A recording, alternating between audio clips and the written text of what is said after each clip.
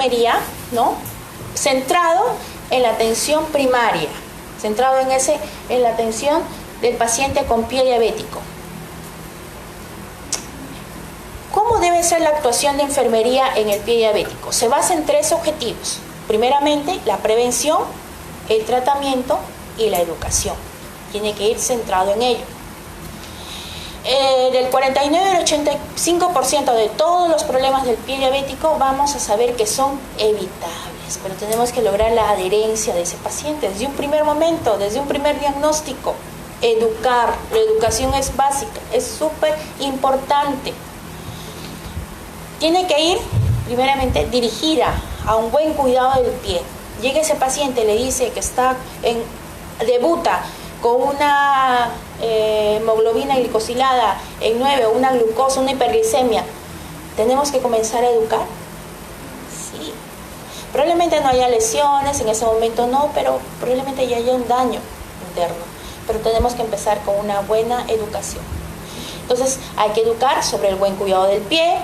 Recuerden que el trabajo es multidisciplinar, el enfoque actual es trabajar en equipo. Por ejemplo, en el modelo de atención del pie diabético es el modelo Toe and Flow, ¿no? Con todos los especialistas, ahora lo vamos a ver. Tenemos que tener educación adecuada, oportuna y continua al paciente con diabetes, detección precoz de complicaciones, abordaje integral con una educación diabetológica holística y estructurada, disminución de la morbimortalidad, disminución del coste de atención sanitaria. Pero, ¿cuáles son esos factores que dificultan la educación terapéutica en diabetes? Gracias. ¿Me permiten un momento? Tenemos obstáculos. Por ejemplo, edad avanzada. ¿Podría interferir en la buena educación? El paciente adulto mayor muchas veces llega a consulta y va solo, ¿no? Y él tiene dificultad en poder entender y comprender el proceso de enfermedad. Nivel sociocultural, ¿influirá también? Importante. Bajos recursos económicos. Bien. Distancias al centro de salud. También es un gran obstáculo. Resistencia a ser activos con la enfermedad. Estos son mitos o creencias del paciente con diabetes, ¿no? Que muchas veces influye y escucha de la tía, de la cuñada, toma tal hierba o no siguen un tratamiento, no tienen una buena adherencia. Indiferencia a las complicaciones. No tengo nada, ¿no? Porque no lo ve. Recuerden que la enfermedad, tanto la hipertensión como la diabetes, es silenciosa, ¿no? La procesión se lleva por dentro, ¿no? Culpabilidad a los factores externos, familia, glucosa. Factores de riesgo durante la anamnesis. No podemos incidir, ya, ¿no? Es hereditario, papá tuvo, no. Edad, sexo, raza, tiempo de evolución, ya lo sabemos.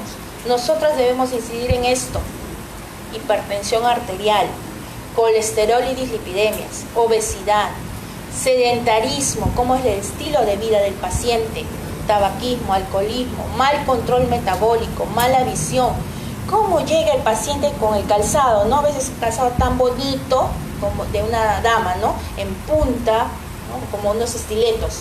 ¿Será el adecuado para ese paciente? No. Es muy bonito, pero por favor, guardarlo. No podemos, cuando ya nos están poniendo como factor de riesgo, ya no podemos usar ese zapato tan bonito.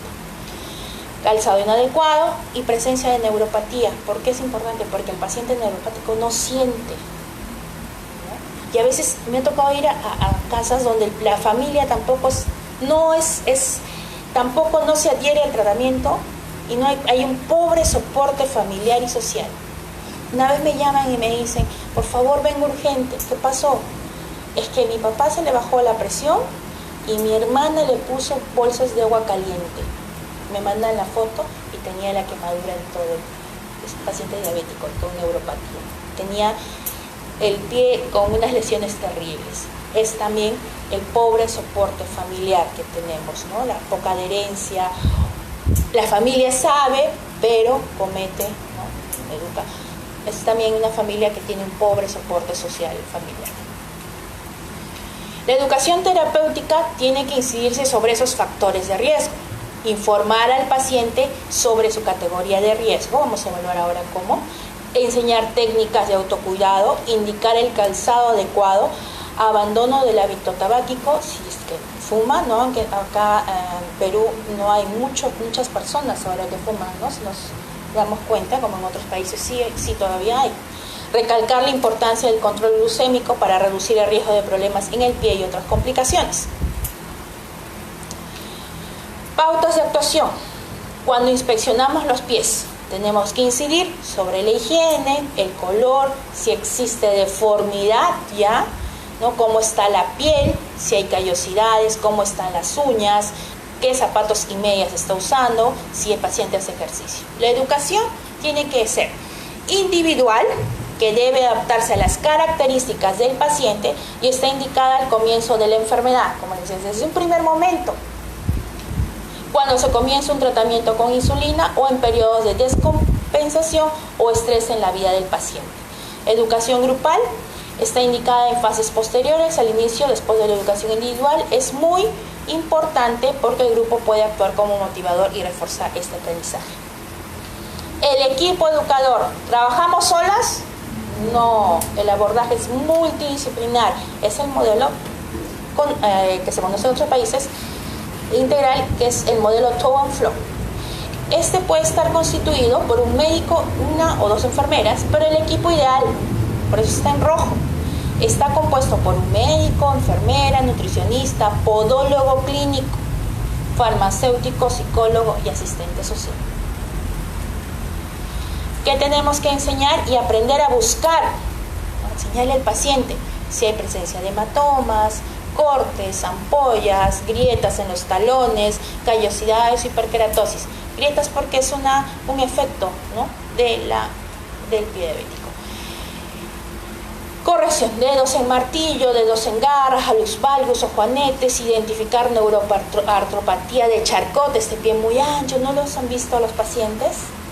Un pie con pie diabético en este tipo, son una neuroartropatía de Charcot, una desestructuración del pie, lo tienen así, ¿no? Infecciones en los pies que dan puerta abierta a que tengan un problema en los deditos o una infección. La higiene de los pies y de la piel, ¿cómo debe ser? Debe lavarse siempre todo el pie, no olvidarse de las zonas entre los dedos, no bañe sus pies de pie, reblandecen la piel sana, facilitando la aplicar crema hidratante después del baño con masajes en planta y dorso, ¿no? Y no aplicar crema entre los dedos. ¿Por qué creen que no deben aplicar? Por la humedad, es un factor de humedad. Hay que cuidarse las uñas, no dejar que las uñas crezcan demasiado, limar en línea recta y no cortar, limar los bordes, identificar hongos en uñas y espacios interdigitales y acudir al podólogo regularmente. ¿Qué debemos buscar en los calcetines? Que sean de lana o algodón, que no tengan costuras y que no aprieten. ¿Correcto? Y también se educa en que él se debe colocar con las costuras hacia afuera, al revés, las medias al revés, para evitar el daño, ¿no? Y específicamente para pacientes diabéticos, pero no las tenemos acá todavía, pero se recomiendan que se coloquen al revés esas mediecitas. Miren el calzado, lo que les decía, ¿no? ¿Será correcto? No, de ninguna manera. ¿Cuáles son las características de un calzado adecuado? Pues un tacón no superior a 4 centímetros, suele en relación en fase a fase, lo vamos a ver, cierre con velcro o lazada, libre de costuras y arrugas interiores. Y acá en amarillito les coloqué sin costuras y forros claros al interior. ¿Por qué creen que sin costuras y forros claros?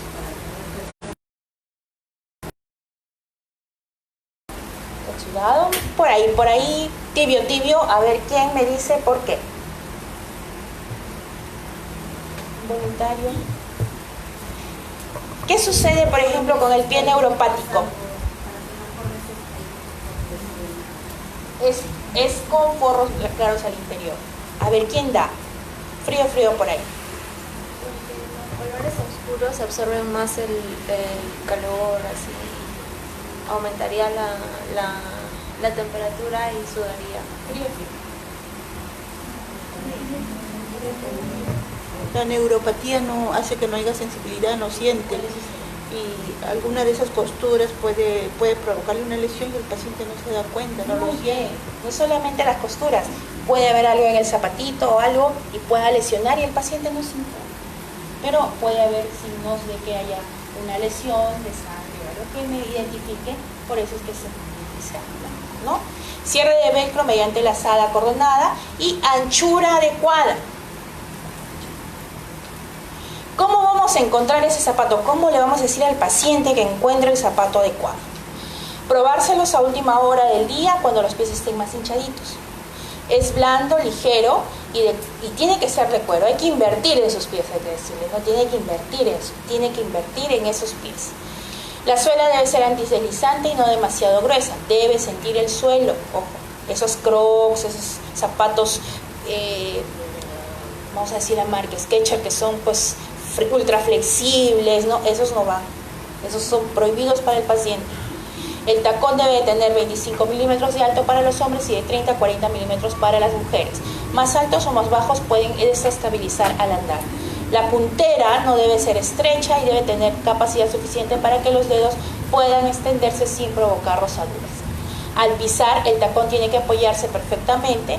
Al presionar contra fuerte, el zapato no debe perder su forma. Al doblar la suela, no debe arrugarse. Debe encontrarse cómodo en sus zapatos desde un principio. Compruebe todos los días el interior de sus zapatos con la mano, inspeccione su interior para detectar cuerpos extraños, lo que decíamos, costuras y rebordes.